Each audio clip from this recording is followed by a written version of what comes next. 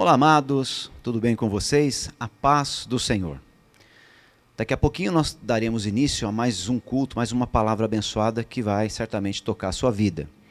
Mas antes eu gostaria de dar um recado, um aviso aqui para toda a igreja. Muitas pessoas têm perguntado para nós se ainda podem iniciar o EPC, a Escola de Preparação Cristã. Nós temos o módulo 1 e o módulo 2. Atualmente as pessoas estão fazendo mais o módulo 2.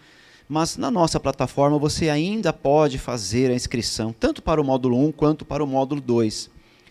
É importante que nesse final de ano, nós estamos praticamente aí no início de novembro, e novembro, dezembro, janeiro, são meses que muita gente tem férias, dá para você concluir um desses módulos, adiantando aí os seus estudos, se preparando para o seu ministério.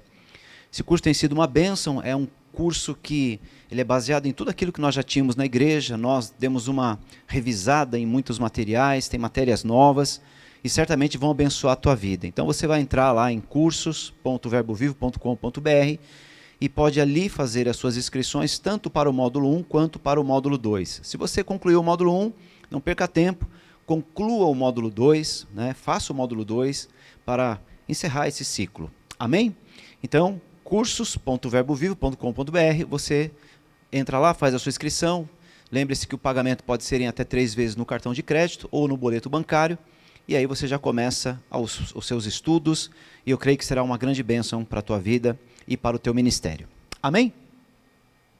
Glória a Deus! Estamos com mais um culto aqui no Ministério Verbo Vivo, e você é o nosso convidado para ouvir, para receber uma palavra que certamente vai tocar a tua vida, vai tocar o teu coração. E eu gostaria de falar que você que está assistindo, para você compartilhar esse link com o pessoal da tua família, seus amigos, seus parentes, para acompanhar esse culto, não apenas nesse momento, mas depois que você ouvir, compartilhe. É importante que a palavra seja pregada, seja liberada, seja um instrumento na vida de outras pessoas, e graças a Deus nós temos a tecnologia que nos ajuda a ultrapassarmos barreiras, tanto físicas quanto geográficas, e assim abençoar a vida de muitas pessoas. Então, seja um evangelista compartilhando aquilo que você tem recebido aqui nos nossos cultos online. Amém? Amados, eu gostaria de compartilhar com vocês hoje algo que Deus tem colocado no meu coração em relação à fé e do que a fé precisa para que nós possamos alcançar aquilo que Deus tem para a nossa vida. Antes de nós compartilharmos alguma coisa, eu gostaria de orar com você. E onde você está, eu gostaria que você, pelo menos, curvasse a sua cabeça e fechasse seus olhos, já que muitas vezes a gente não tem a possibilidade de ficar em pé e orar como num culto presencial. Mas feche seus olhos e vamos ter agora um momento de aquietar o nosso coração diante daquilo que Deus quer ministrar a todos nós.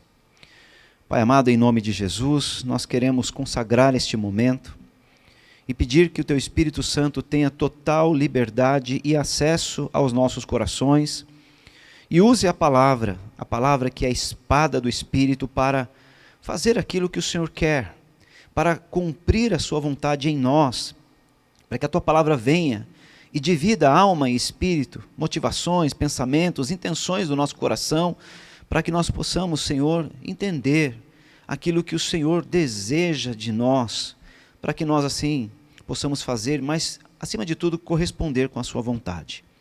Eu oro pedindo que cada pessoa que está assistindo esse culto, essa palavra, possa ser visitado por uma ação sobrenatural, de maneira, Senhor, que eles sejam tocados, ativados e preparados para viverem plenamente o Teu propósito. Assim nós oramos e assim nós te pedimos, no poderoso nome de Jesus.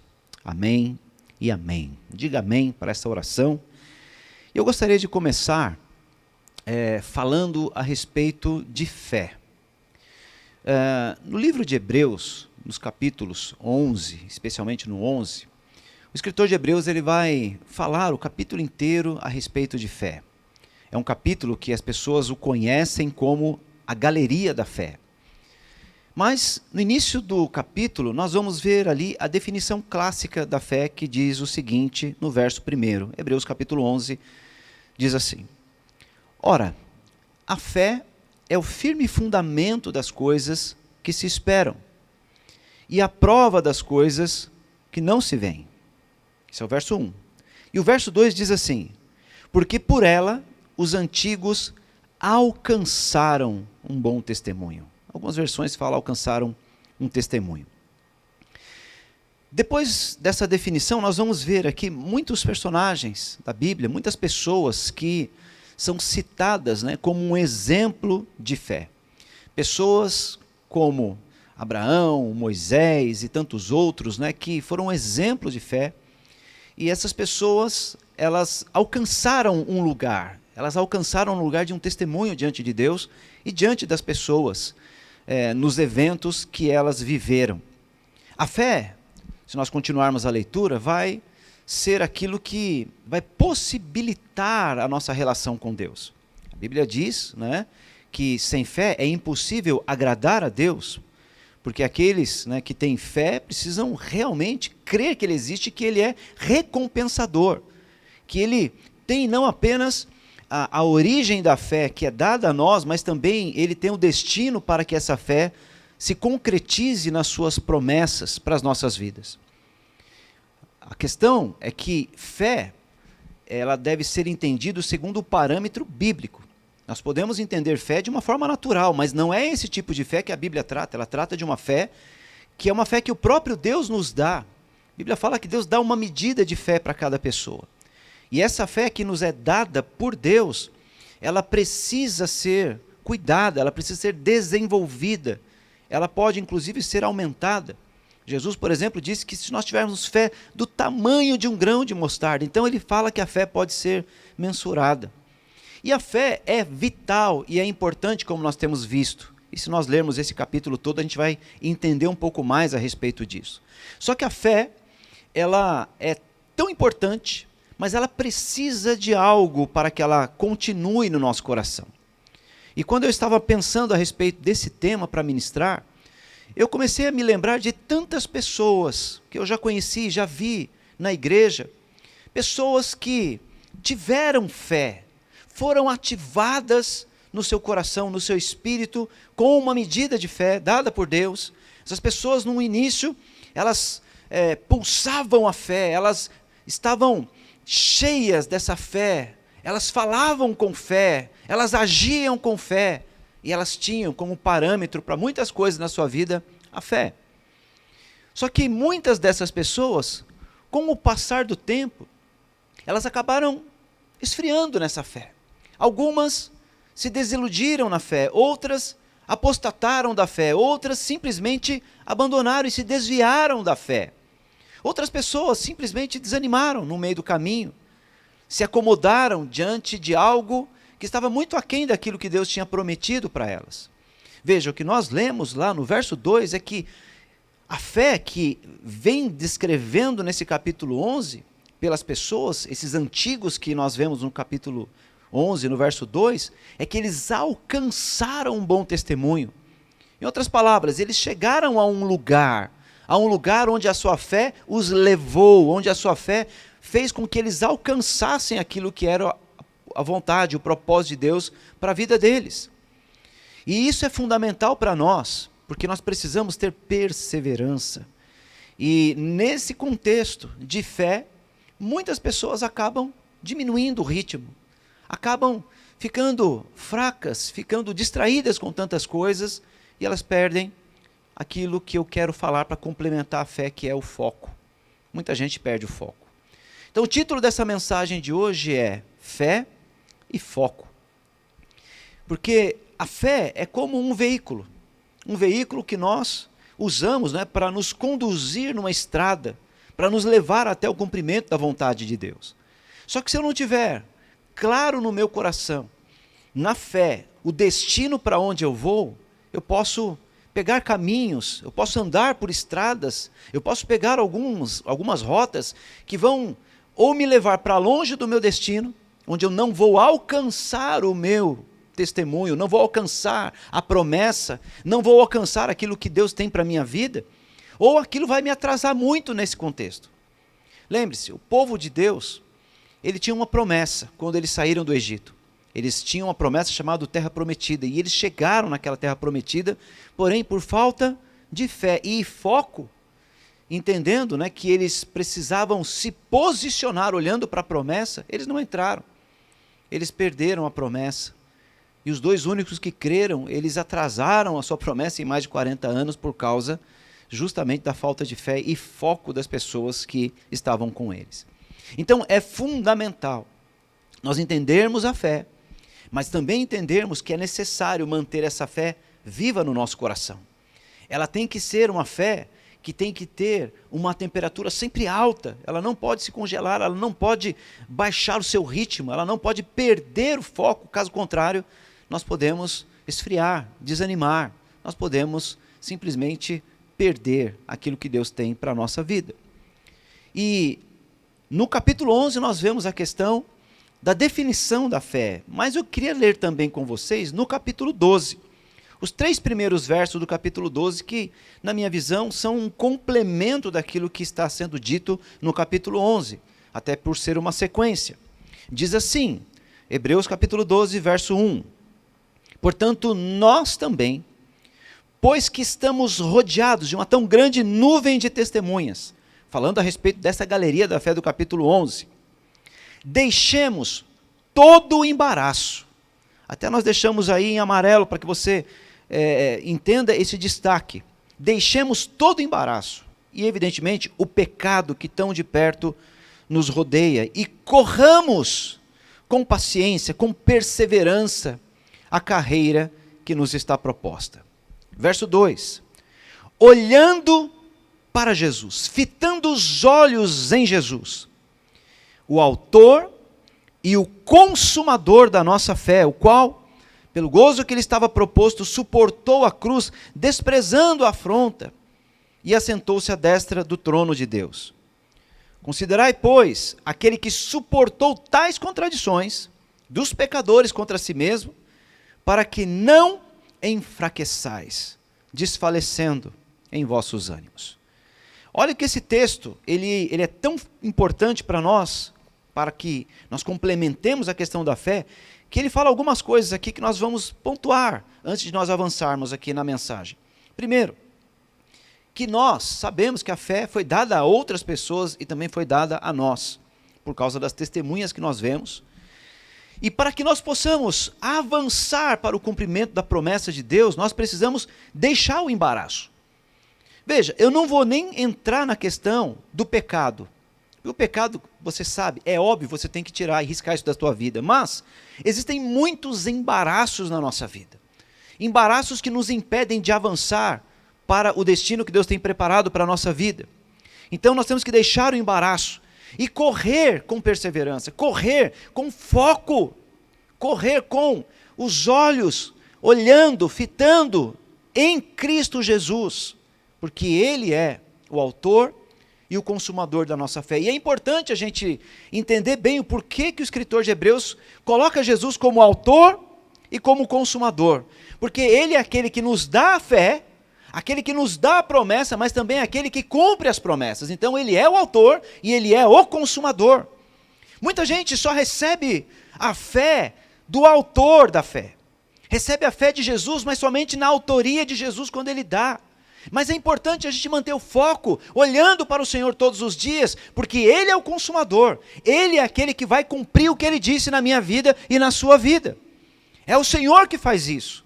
Mas para que Ele cumpra isso, é necessário que essa fé que Ele nos deu seja conservada. Essa fé tenha perseverança na carreira que nos está proposta. Há uma carreira.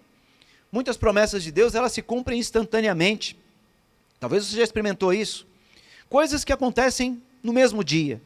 Mas existem promessas de Deus que podem durar semanas, meses, anos, a nossa vida para o cumprimento dela. E nós precisamos manter o foco, olhando para o Senhor, para quê? Para que a gente não desfaleça, para que a gente não enfraqueça, como está no final do verso 3 do texto que nós lemos. E esse é o contexto, manter o foco e avançar. Manter a fé através do foco e sempre estar avançando, sem retroceder, porque a Bíblia fala que aquele que retrocede, o Senhor não tem prazer. E nós precisamos ser aqueles que não retrocedem, daqueles que não desfalecem, mas daqueles que avançam, aqueles que cumprem com aquilo que é a vontade de Deus. nesse contexto, eu pensei em uma pergunta que eu gostaria que você refletisse agora. E é uma pergunta muito importante. Talvez seja a pergunta mais importante, ou uma das mais importantes que nós podemos fazer. Uma pergunta que você, que crê no Senhor, precisa parar durante um momento e refletir a respeito dessa resposta, ou das respostas que essa pergunta vai provocar. A pergunta é a seguinte: o que você espera alcançar com a sua fé? O que você espera alcançar com a sua fé? E eu fiz essa pergunta para mim mesmo. Eu refleti a respeito dela e fiquei pensando, o que eu quero alcançar com a minha fé? E eu pensei em várias respostas, porque muitas respostas, né, para uma pergunta como essa, são possíveis de nós alcançarmos. Existem respostas em relação à nossa família, em relação aos nossos sonhos e projetos. Enfim, muitas respostas podem vir. E eu, diante de muitas respostas, para essa pergunta, o que você espera alcançar com a sua fé? E a palavra alcançar, eu estou me baseando nessa palavra justamente por aquele verso lá, o segundo verso de Hebreus capítulo 11, que os antigos alcançaram um testemunho, um bom testemunho. Eu fiz essa pergunta para mim, o que eu quero alcançar com a minha fé? Muitas respostas, mas eu entendi que de todas as respostas que eu encontrei, elas se classificam em duas categorias. A primeira delas tem a ver com questões pessoais, com a minha vida, com a minha família, com o meu casamento, com os meus sonhos, com os meus projetos. Evidentemente, a nossa fé, ela vai nos levar nessas áreas, né, a alcançar alguma coisa. Mas também existe uma outra resposta, numa outra categoria para essa pergunta que tem a ver com os planos de Deus. Então, de forma geral, eu posso perguntar, o que nós esperamos com a nossa fé? Eu vou ter uma categoria falando de questões pessoais e uma outra categoria falando de alcançar aquilo que Deus tem para a minha vida. Eu não estou dizendo, amados, que as questões pessoais não devem ser pedidas e colocadas diante de Deus. Todas elas precisam, devem ser colocadas diante de Deus, mas nós precisamos entender que existe um nível mais profundo de fé, onde nós não estaremos tão preocupados com as questões que envolvem a nossa própria vida, mas sim olhando para o Senhor e procurando, por meio da fé, agradar a Deus e cumprir assim a sua vontade. Cumprir a vontade de Deus, inclusive, vai nos levar a alcançarmos aquilo que são nossos planos pessoais. Lembre do que Jesus disse, quando ele fala em relação ao que vamos comer ou vestir, ele fala, olha, eu sei que tem tudo isso, mas não ande ansioso por causa disso. Busque em primeiro lugar o reino de Deus, a sua justiça, que todas as demais coisas serão acrescentadas. Então, nós podemos entender que existe um nível de relacionamento com Deus por meio da fé, que vai nos levar a cumprir a vontade dEle, e por meio de cumprir a vontade dEle, de buscar o seu reino, buscar a sua justiça, aquilo que são os projetos e necessidades pessoais, Deus vai acrescentando, Deus vai nos cercando dessas questões, que vai tirando a nossa ansiedade. E essa é uma proposta clara de Deus para o ser humano. Faça a minha vontade. Jesus orou assim, seja feita a tua vontade na terra como é no céu. Nós precisamos entender o contexto dessa frase de Cristo, quando nós podemos aplicar a nossa vida, a nossa fé e o nosso foco na vontade de Deus, para que Deus cumpra isso na nossa vida. Então, é uma pergunta fundamental. Eu queria lembrar de um outro texto também, que é um texto bastante interessante, que é o Salmo 27, nos versos 4 e 5. Né? O salmista aqui ele vai dizer assim, uma coisa pedi ao Senhor, algumas versões falam, uma coisa peço ao Senhor. Veja, estou pedindo uma coisa ao Senhor. O quê? E eu vou buscar isso. Eu vou pedir algo e vou buscar isso. Que eu possa morar na sua casa, na casa do Senhor, todos os dias da minha vida, para contemplar a beleza do Senhor e meditar no seu templo. Veja, de muitas coisas que um homem poderia pedir a Deus, o que ele pede?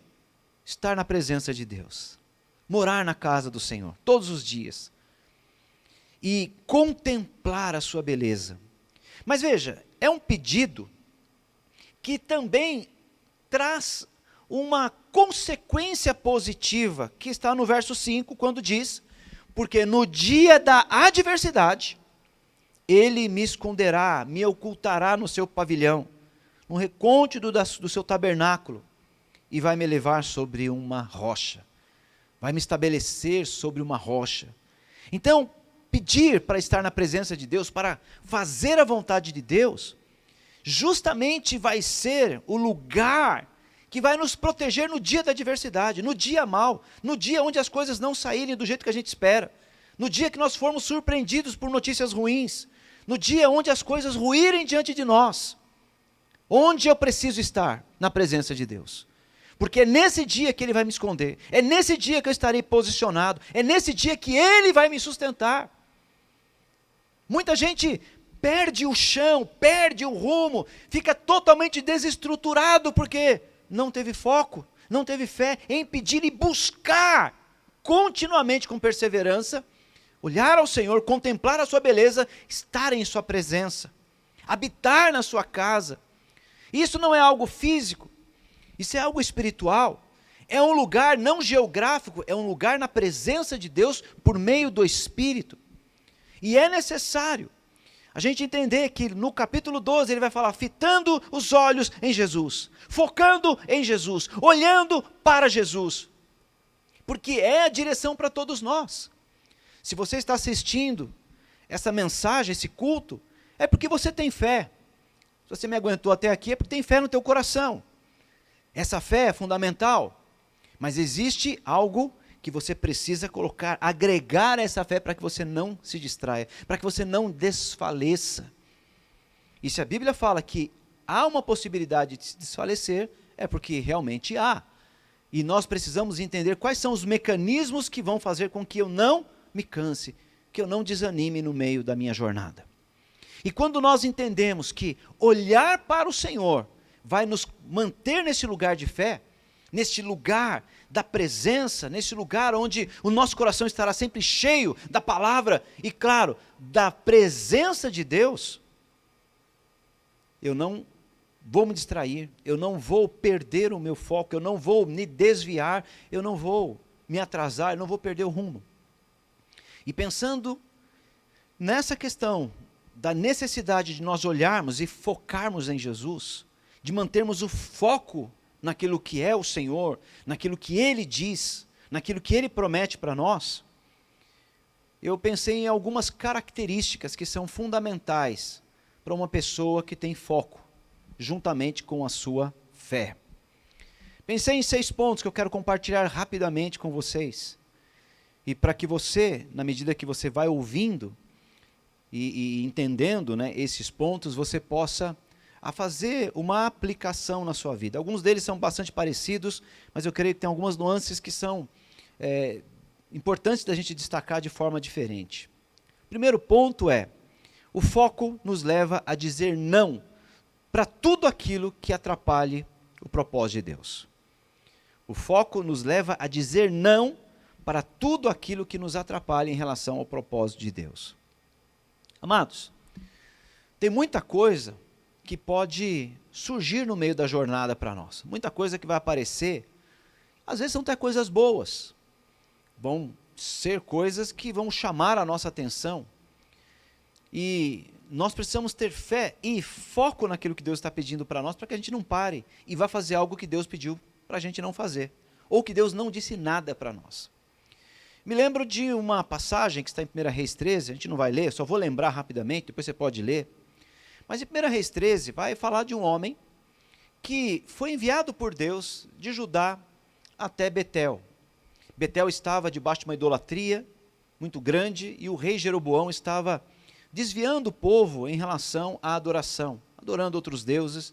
E ele estava, inclusive, no momento em que esse profeta chega naquele lugar, ele estava queimando incenso para outros deuses. E aí, aquele profeta chega e ele profetiza contra aquele altar, diante do rei.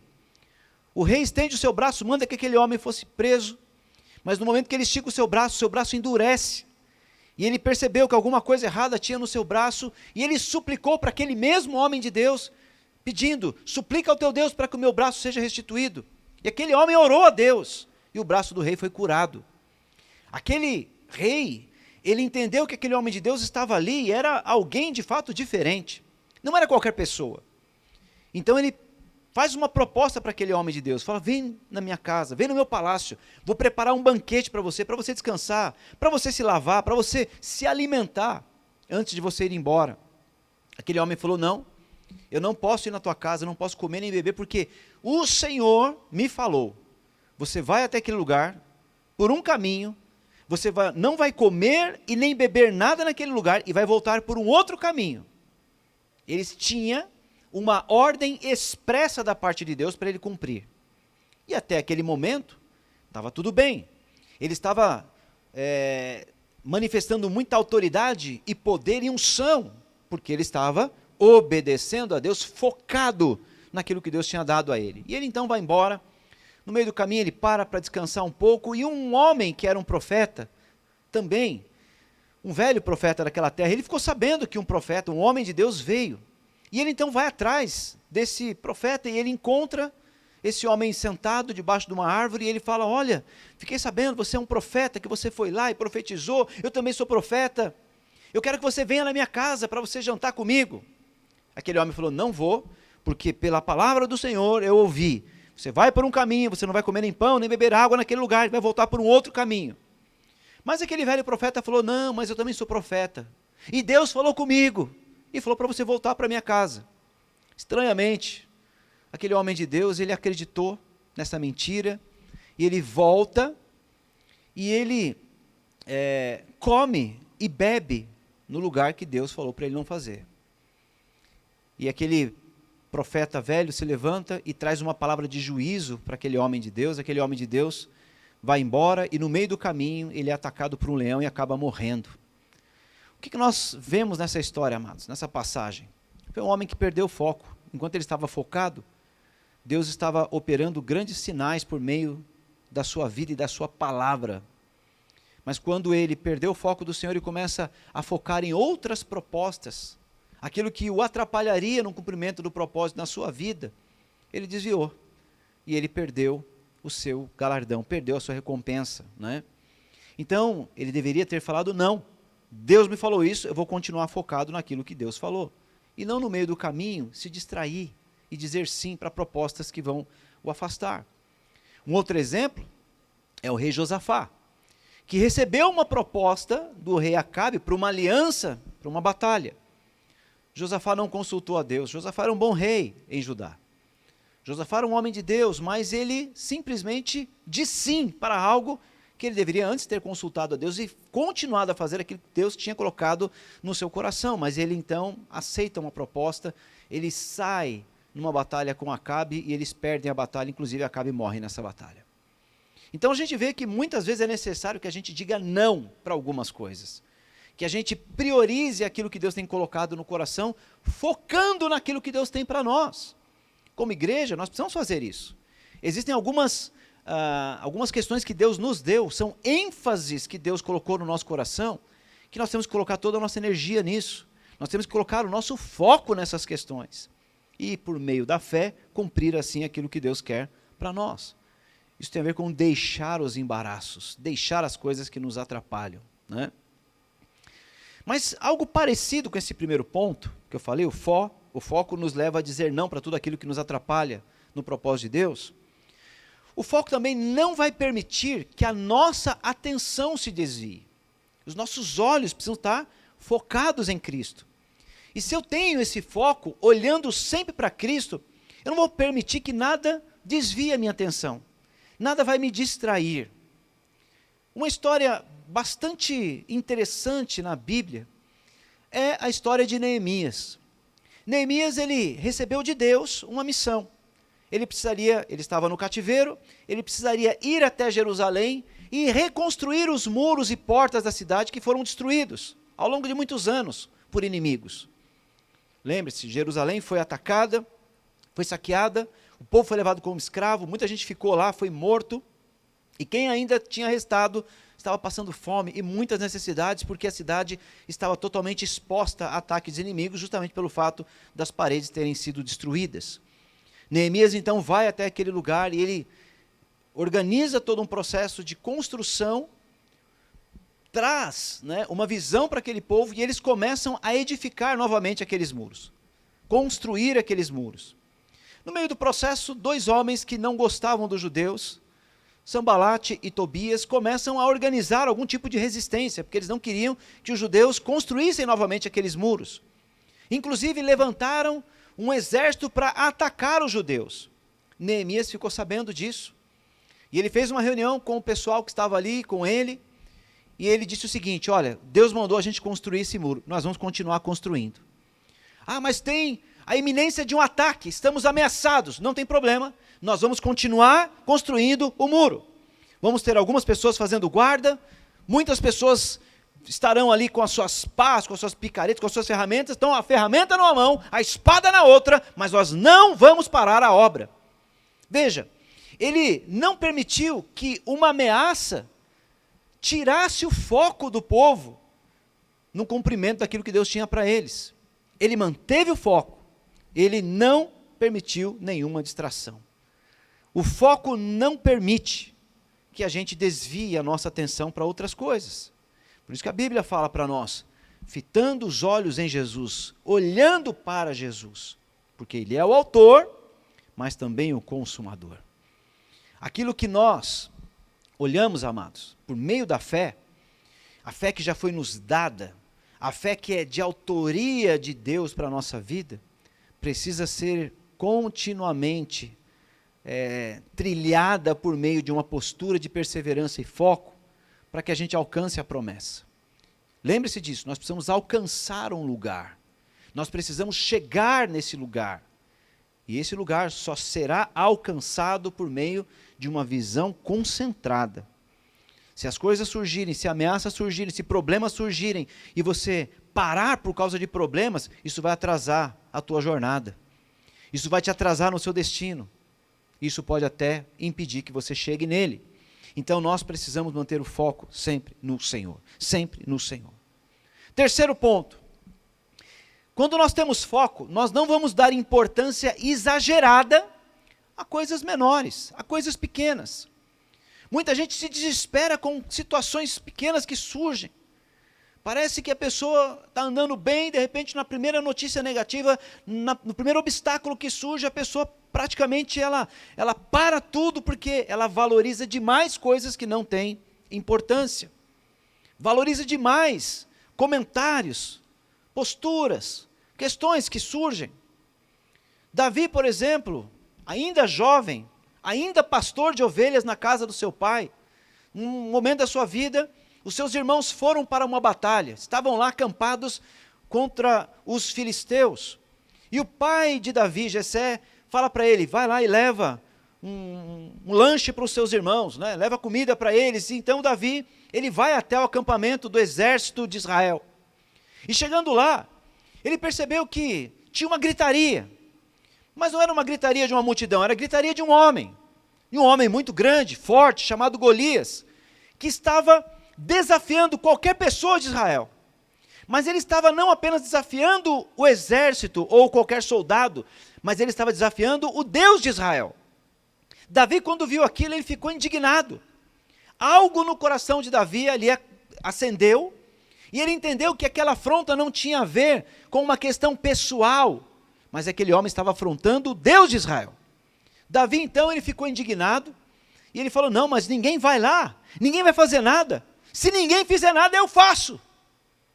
Aquilo veio de Deus no coração de Davi, até porque ele já havia sido ungido por Samuel. Davi, então, ouve que além de vencer aquele homem e trazer respeito para o povo e para o próprio Deus de Israel, o rei ainda daria prêmios, né? Daria riquezas, inclusive a mão de uma filha em casamento. E o pessoal falou, você quer? Eu falei, eu quero enfrentar esse cara. Então Davi, ele começa a ser conduzido pelas pessoas para falar com o rei Saul. No meio do caminho, aparece uma pessoa, o irmão de Davi. O irmão mais velho, o irmãozão de Davi, o forte, aquele que Samuel olhou e falou, olha, certamente está aí o ungido do Senhor, que não era. Esse irmão de Davi falou, peraí, o que você está falando aí? Onde você vai? Eu vou falar com o rei porque eu vou enfrentar esse cara. Você não vai nada. Quem você pensa que você é? Seu garoto, seu moleque. Foi mais ou menos isso que o irmão de Davi falou para ele. Falou, quer saber de uma coisa? Volta para casa, garoto. Vai cuidar das suas ovelhinhas lá. Vai lá obedecer o papai. Aqui não é lugar para garoto não. Aqui não é lugar para você. Aqui é lugar de homem. Um homem que ficou com medo também de Golias. Sabe o que Davi fez? Davi não parou para discutir com o seu irmão. Davi simplesmente se desviou do seu irmão e foi para aquilo que ele tinha que fazer. Foco. Se ele parasse para discutir com o irmão dele, pode ser que algumas mentiras entrassem no coração, pode ser que ele ficasse irado mais com o irmão do que com o Golias. Mas não, ele manteve o foco, ele nem deu atenção para aquela palavra, para aquele comentário que tentou diminuir Davi, a condição de ser um pastorzinho de ovelhas. E ele era mesmo. Mas Davi tinha muito mais no coração. A fé que ele tinha e o foco que ele teve naquele momento fez com que ele estivesse lá enfrentando Golias. E certamente, vou imaginar aqui, né? Mas quando ele olhou para Golias de longe, ele manteve o foco num lugar em Golias. Ele falou, o cara é grande, eu sei que o cara é grande, mas se ele é grande, a testa dele também é. E foi justamente ali que ele mirou, foco, e ele acertou, e com uma pedra ele prevaleceu contra aquele gigante. Então isso mostra que nós precisamos ter a mesma postura. Não dar importância para comentários, para uma coisa que surge aqui ou ali, que de alguma maneira vão tentar desviar-nos do nosso destino. Certamente você já teve pessoas que falaram contra a sua fé, contra a tua postura de fé, tentaram de alguma maneira te ridicularizar, te inferiorizar naquilo que você crê. Hoje em dia a gente vê muito isso acontecer de maneira sistêmica no mundo, onde o cristão tem sido ridicularizado muitas vezes pela sua fé. Mas nós não podemos colocar a nossa atenção nisso. Nós precisamos apenas fazer uma coisa, amados: olhar para o Senhor e continuar andando na direção daquilo que Ele nos falou. Isso é fundamental. Nós temos que fazer como Jesus fez. A Bíblia diz, que nós lemos lá em Hebreus 12, Jesus ele desprezou a afronta, ele desprezou a vergonha, a humilhação, ele simplesmente desprezou. Por quê? Porque ele sabia o que Deus tinha para ele. Jesus tinha um foco não na cruz, mas o foco de Jesus era estar à destra de Deus. Era ser o filho primogênito entre muitos irmãos. Ele já era o unigênito, mas ele sabia que aquela postura de enfrentar a cruz, de enfrentar a oposição dos pecadores e receber todo o castigo, ia levá-lo a estar à destra de Deus, a morrer, mas ressuscitar. A promessa era a ressurreição, ele sabia disso, ele falava, o filho do homem vai ser levantado, vai ser crucificado, mas vai ressuscitar. Ele tinha essa clareza de fé, e ele tinha foco nessa promessa. Foi por isso que Jesus, até o fim, ele se manteve íntegro naquilo que Deus tinha como uma missão para a sua vida, a ponto da sua carne dizer, se possível, afasta de mim esse cálice. Porém, ele também disse, contudo, seja feita a tua vontade. Ele sabia da vontade de Deus, e ele manteve o foco nisso.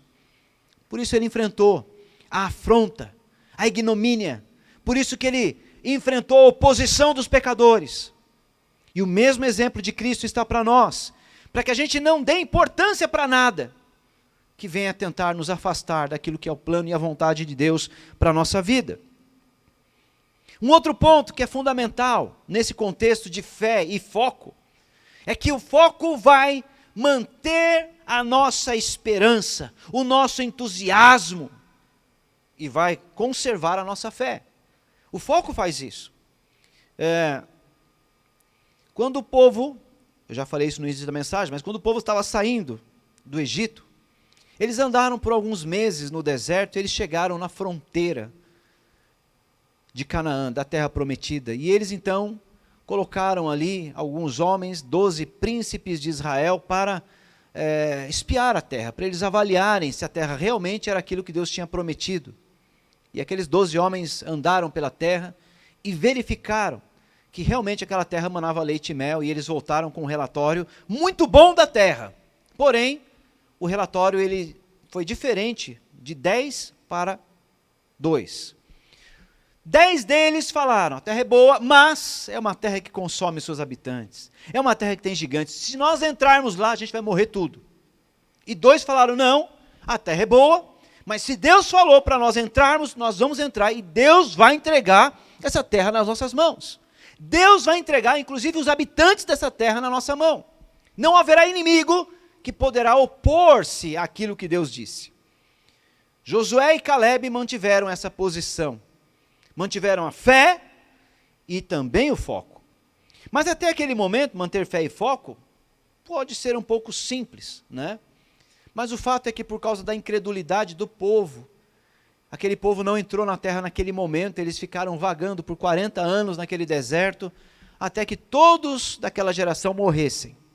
Mas 2 dessa geração ficaram vivos, que foi Josué, que inclusive assumiu a liderança no lugar de Moisés, e Calebe, que estava junto com Josué, junto dos outros 10 espias.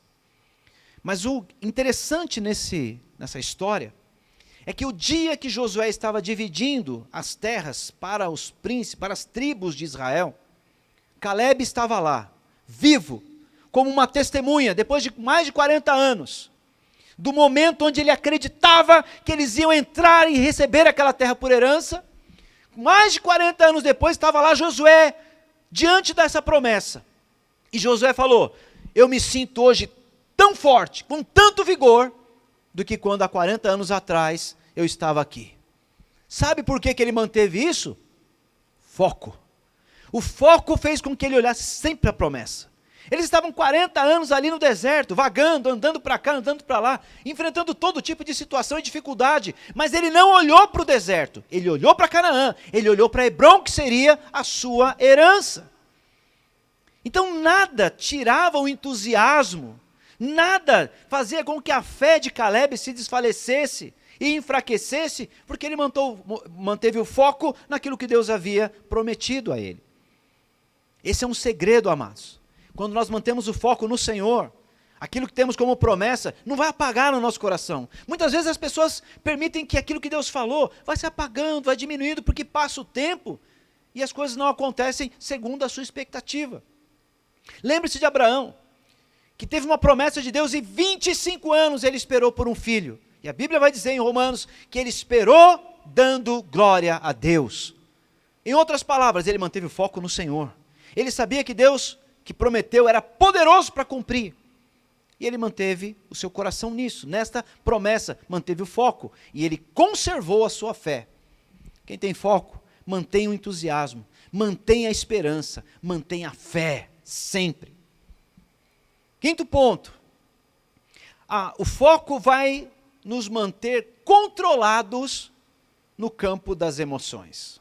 Aí aqui eu quero abrir um parênteses bem grande, porque as nossas emoções, amados, podem ser, né, as questões que mais nos distraem em relação à nossa fé. Todos nós somos espírito, alma e corpo. E na nossa alma residem as emoções, os nossos sentimentos, a nossa razão, a nossa mente, de forma geral, o nosso intelecto, né, e a nossa parte racional e também sentimental, estão habitando na nossa alma. E a nossa alma, ela está dentro de algo chamado carne. E se nós somos pessoas que somos dirigidos, conduzidos, direcionados, né, ou condicionados a algumas coisas pelas emoções, nós seremos carnais. A Bíblia vai dizer, né, e Paulo fala isso, que existem crentes que são carnais. Quem são os crentes carnais? São aqueles que tentam pautar a sua vida espiritual por meio da sua mente ou por meio das emoções. Então ele é guiado pelas emoções. As emoções vão ditar o ritmo e as direções para a sua vida. E muitas pessoas, amados, erram nas direções, erram nos caminhos que elas precisam andar, porque elas se pautam e se apoiam na emoção e não na direção do Espírito. A Bíblia fala que existe uma luta em nós, existe uma guerra interior que está lá em Gálatas no capítulo 5, que é a nossa carne contra o nosso espírito. O que é a nossa carne? É a nossa alma, é o nosso corpo com seus instintos, as inclinações naturais. Isso é a carne. Contra aquilo que o espírito sabe que é a vontade de Deus. E essa guerra é constante dentro de nós. E muitas vezes, amados, a gente se depara com situações difíceis. Questões de relacionamento, por exemplo, são muito comuns de acontecerem na igreja, onde as pessoas, elas simplesmente deixam de olhar para o Senhor e começam a olhar para pessoas, para situações, para acontecimentos que a desagrada, que mexe com as suas emoções, e ela permite que a emoção, que o sentimento, normalmente negativo, a afaste daquilo que ela precisa olhar. Se a afaste do caminho que ela precisa estar. Se nós focamos no Senhor, se nós estamos com os nossos olhos focados em Cristo, mesmo que situações surjam e pessoas acabem de alguma forma nos desapontando, aquilo não vai nos distrair, não vai nos parar. Eu não vou permitir que essa emoção ganhe meu coração, porque eu vou entender que existe algo muito maior do que justiça própria. Muito maior do que a minha reputação, muito maior do que tudo isso, que é o propósito de Deus. Então, quando eu tenho foco, as minhas emoções, elas estarão controladas. Eu percebo que muitas pessoas permitem que as emoções tomem conta, porque elas perderam o foco de olhar para o Senhor. Paulo também afirma que nós temos que conhecer as pessoas não mais na carne. Não preciso olhar para as pessoas na carne, ou seja, eu preciso entender o que elas representam diante de Deus. Eu preciso entender e receber as pessoas no espírito.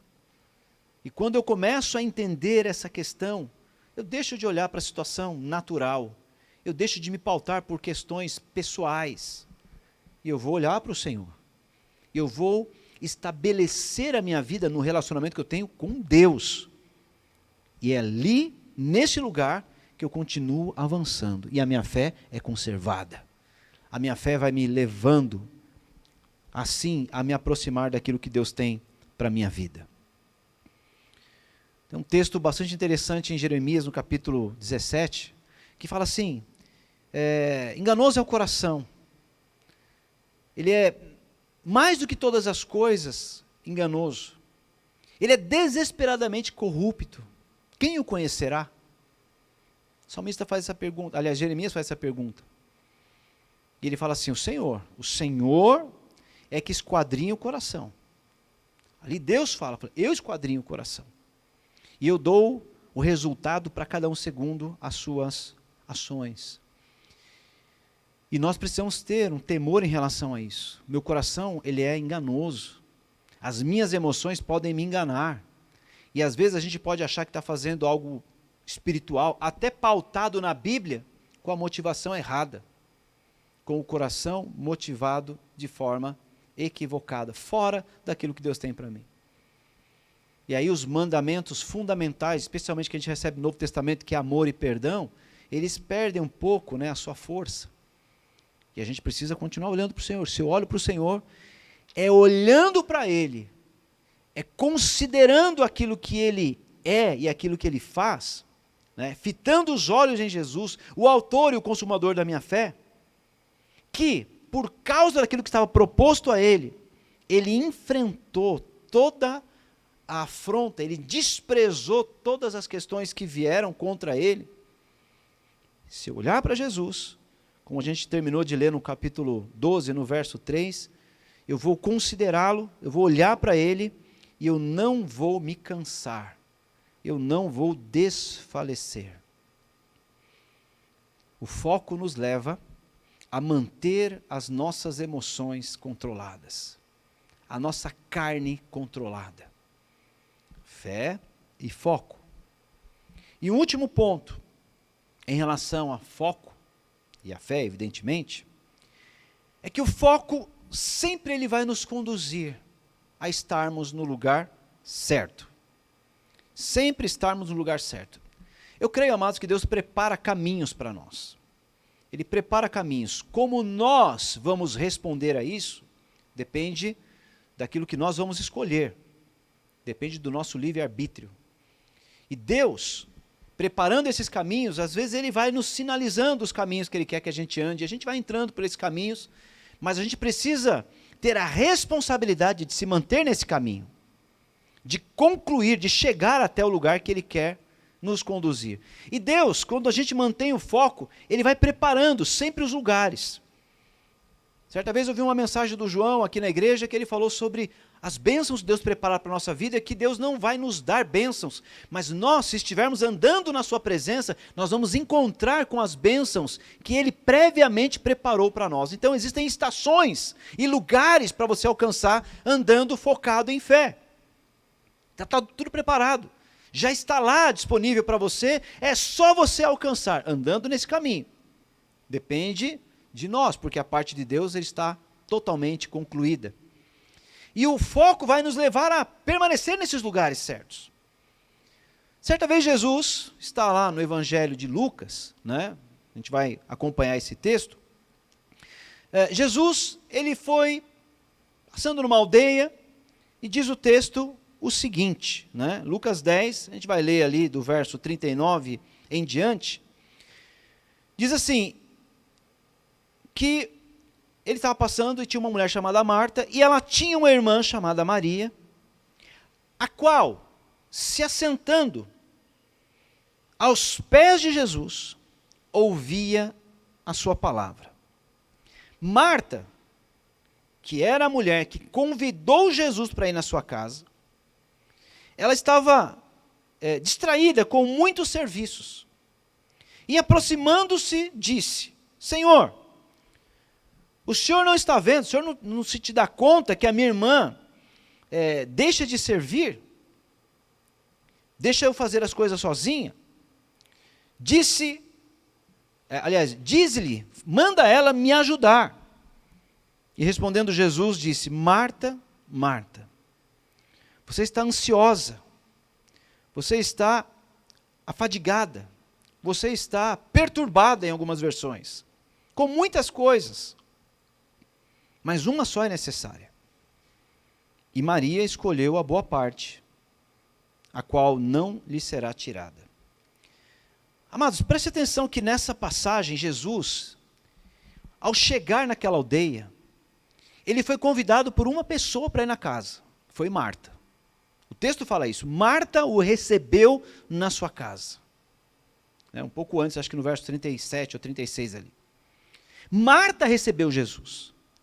E Marta, recebendo Jesus, certamente um monte de pessoas chegaram ali e começaram a ouvir o ensinamento de Jesus. Vamos imaginar ali uma grande célula acontecendo na casa de Marta. E Marta viu aquelas pessoas e falou, não, eu tenho que preparar alguma coisa, eu tenho que arrumar as coisas. E ela começa então a ajeitar as questões ali necessárias, né, para as pessoas que estavam ali. E ela percebeu que a sua irmã não estava ajudando. E ela então, ela interrompe, é interessante isso, ela interrompe a reunião. Jesus estava ministrando ali. Creio que Jesus estava falando assim, então, quando o reino de Deus se manifestar, Senhor, interrompeu a reunião. Todo mundo olhou para Marta, e Marta falou assim, o senhor não está vendo que minha irmã está aí sem fazer nada? Pede para ela me ajudar lá na cozinha. E Jesus olhou para ela e falou, Marta, Marta. Acho que ele falou duas vezes, a primeira porque, você me interrompeu na minha mensagem. E na segunda ele falou, Marta, você está muito distraída. Eu vou ampliar um pouco esse texto que nós lemos, tá, amados? Ele falou assim, você me chamou para vir na sua casa, e você nem está aqui. Você me convidou para estar aqui, você está aí preocupada com um monte de coisas que não tem tanta importância. Você está distraída com um monte de coisa. Você está perturbada com um monte de situação, Marta. Por que você me chamou para estar aqui então? A sua irmã não, a sua irmã, ela focou em mim. Ela está ouvindo a minha palavra, os meus ensinamentos, a minha pregação. Ela está recebendo aquilo que eu vim trazer para esse lugar. E você que me convidou, você não está recebendo nada disso. A sua irmã escolheu o melhor lugar. Mas por que Maria escolheu o melhor lugar? Por que Maria estava ali recebendo algo que não podia ser roubado dela? Porque ela estava aos pés do Senhor, olhando para Jesus, o autor e o consumador da fé. Aquilo que Jesus estava falando estava gerando fé no coração de Maria e de todos aqueles que estavam ali prestando atenção, menos em Marta. E Jesus falou, isso não vai ser tirado dela. Por quê? Porque ela estava no lugar certo. Então o foco, amados, vai nos levar a estar nesse lugar. Focar em Jesus, olhar para Jesus, vai conduzir você, na tua vida, a sempre estar no lugar certo. E qual é o lugar certo? Aos pés do Senhor. Olhando para o Senhor. Ouvindo a voz do Senhor. Quando nós estamos nesse lugar, não interessa o resto. Quando nós estamos nesse lugar, não interessam as coisas. Quando estamos nesse lugar, não interessam as afrontas. Quando estamos nesse lugar, não interessam os problemas. Quando estamos nesse lugar, não interessa se falam ou deixam de falar da gente.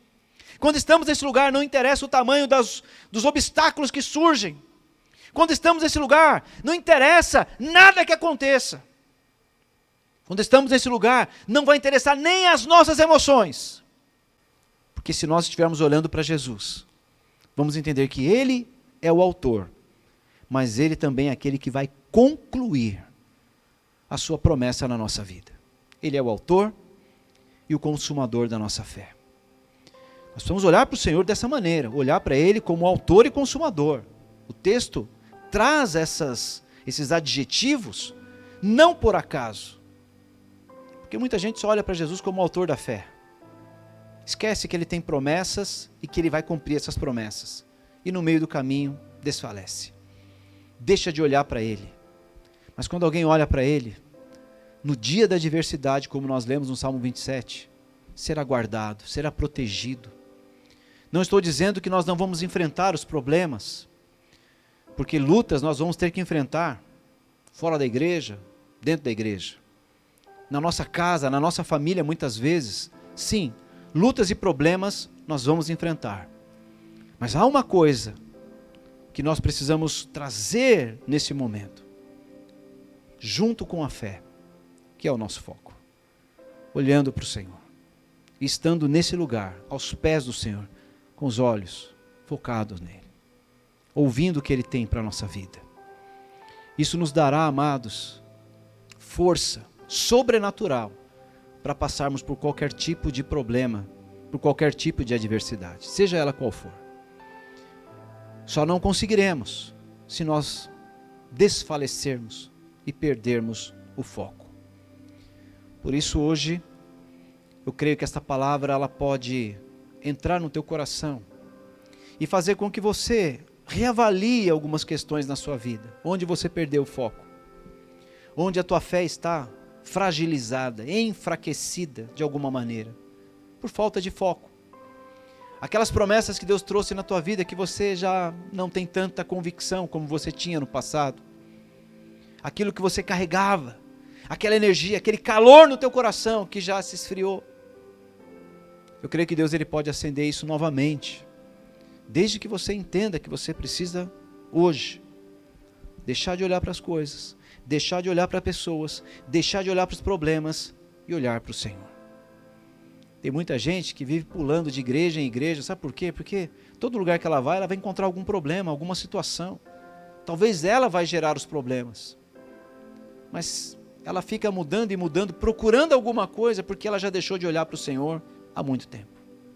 Ela ainda conserva ali a fé cristã, a fé que vai salvá-la, mas ela deixou de ter a fé que vai fazê-la cumprir o propósito de Deus, porque ela está olhando para situações, para circunstâncias e para pessoas, e não é para isso que nós devemos olhar. Nós devemos olhar para o Senhor. Então, se na tua vida você tem questões que você tem percebido esse tipo de postura, de distração, como Jesus na parábola do semeador, ele disse que parte da semente caiu entre espinhos, e aquela planta não cresceu e não frutificou, porque tinham muitos espinhos, né, ali cercando. Esses espinhos, esses cuidados da vida talvez sejam aquilo que está chamando a tua atenção.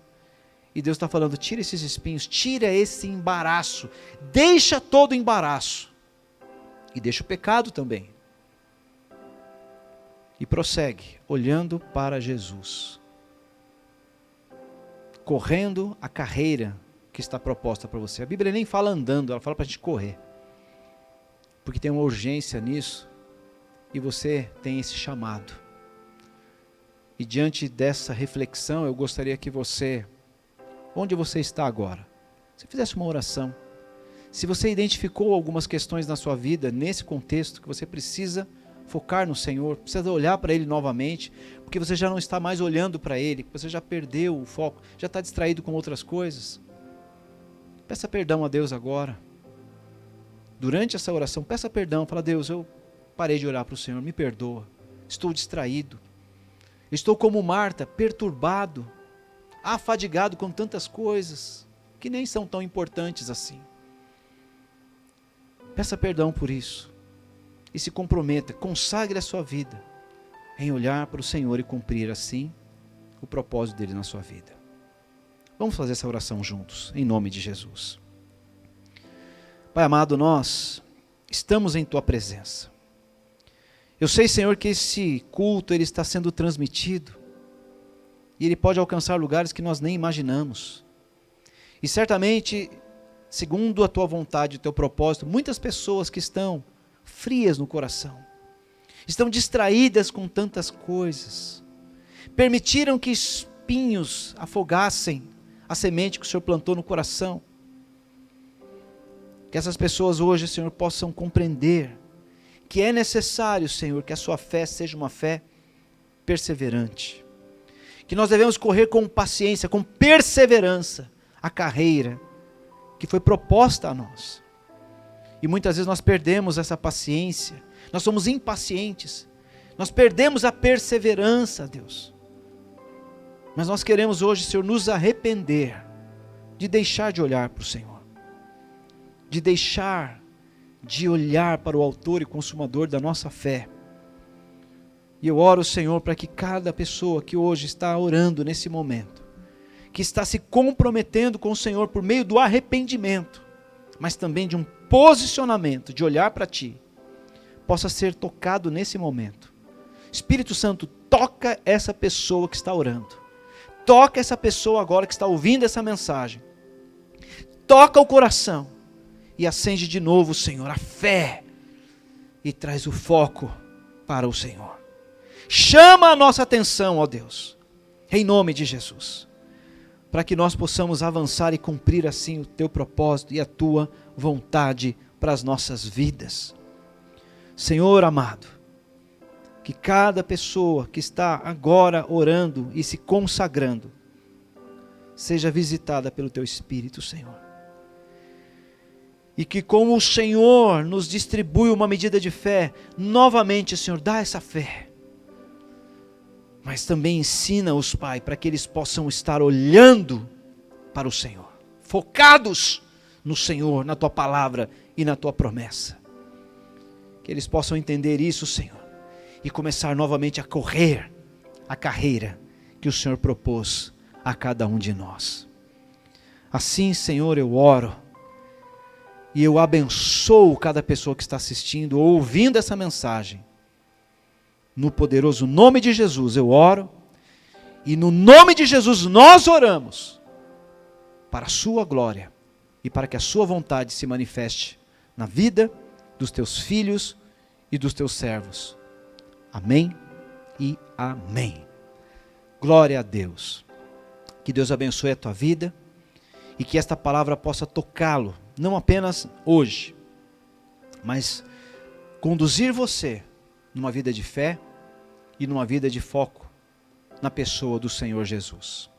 Se você puder, compartilhe esse link com os seus contatos nas mídias sociais, para que muitas pessoas também possam ter um avivamento ou um reavivamento na sua fé, para que assim possam cumprir a vontade de Deus. Deus abençoe, até a próxima semana, em nome de Jesus.